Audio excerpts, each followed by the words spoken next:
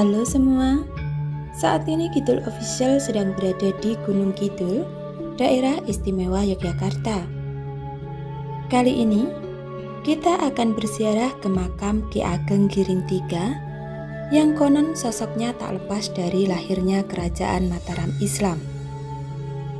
Langsung saja yuk, ikuti video kita sampai selesai.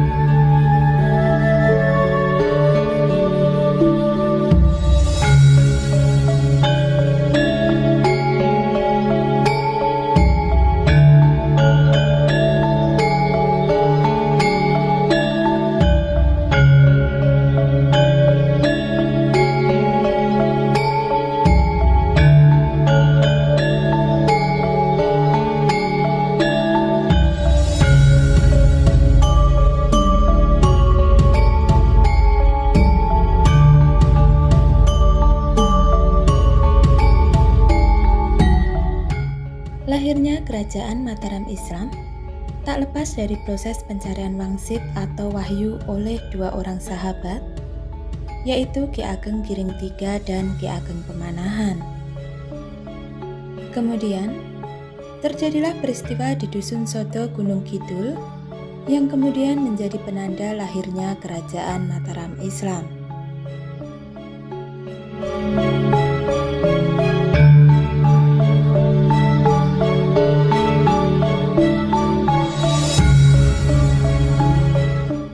Dua tokoh inilah yang menerima wahyu keraton saat bertapa di Gunung Kidul. Ki Ageng Pemanahan bertapa di Kembang Lampir, Desa Giri Sekar, Kecamatan Panggang, sedangkan Ki Ageng Giring III yang juga masih sahabat Ki Ageng Pemanahan bertapa di Alas atau Hutan Palian.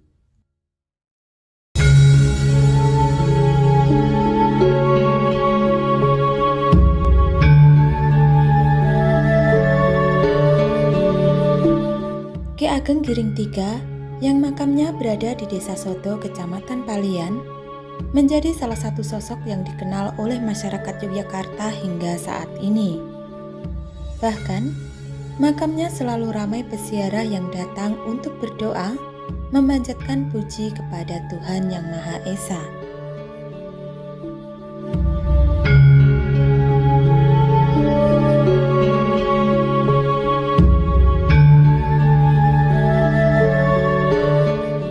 Juru kunci makam Ki Ageng Giring III mengatakan, hingga kini belum jelas kapan meninggalnya Ki Ageng Giring III.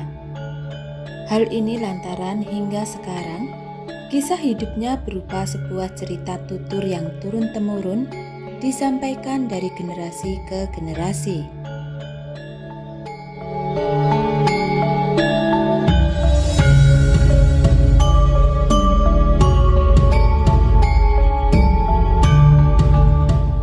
Konon, Ki Ageng Giring III dalam sejarah adalah tokoh yang mendapatkan wahyu degan atau kelapa muda gagak emprit sebagai cikal bakal Mataram Islam. Wahyu degan gagak emprit inilah yang kemudian justru diminum oleh Ki Ageng Pemanahan yang juga sama-sama mendapatkan wahyu saat bertapa di Kembang Lampir.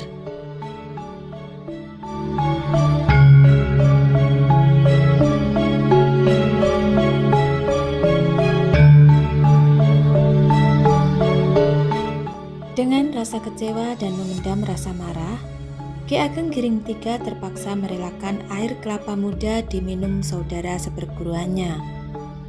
Degan gagak emprit itu diminum di rumahnya. Keduanya merupakan murid dari Sunan Kalijaga. Dan akhirnya, Ki Ageng Pemanahan yang mulai membangun Kerajaan Mataram dengan membuka hutan yaitu Alas Mentaok atau sekarang dikenal dengan Kota Gede.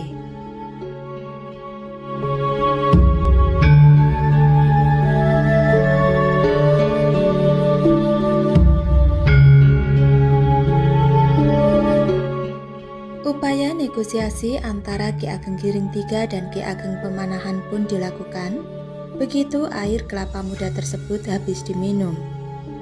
Akhirnya, Keduanya menyepakati bahwa setelah keturunan Raja ketujuh, maka yang berkuasa adalah keturunan dari Ki Ageng Giring III.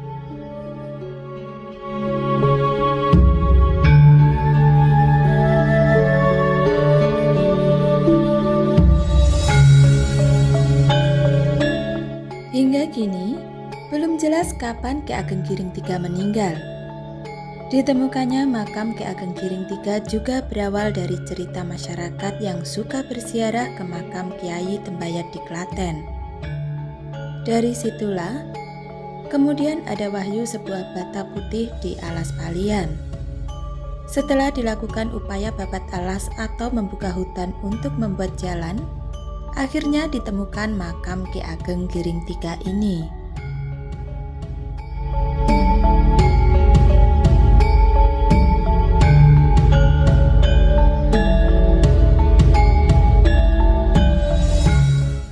Setiap malam Jumat Kliwon, tempat ini ramai dikunjungi para peziarah.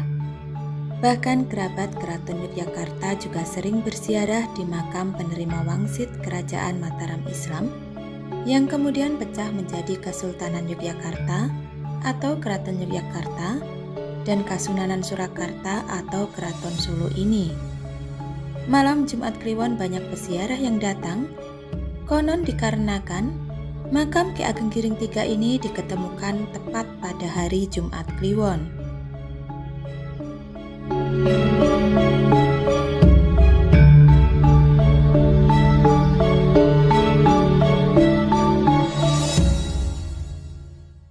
Selain makam Ki Ageng Giring III, di sini juga terdapat makam yang sering dikunjungi peziarah, yaitu makam dari Kanjeng Ratu Giring Roro Lembayung yang merupakan putri dari Ki Ageng Giring III sekaligus istri dari Panembahan Senopati. Berbeda dengan makam ayahandanya, makam Ratu Giring tidak berada di dalam cungkup. Konon katanya, setiap kali dibuatkan cungkup, selalu hilang di keesokan harinya.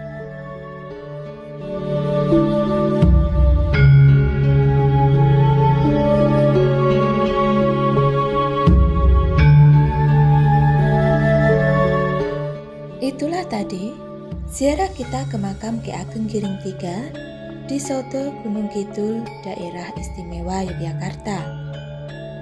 Terima kasih telah menonton video kami.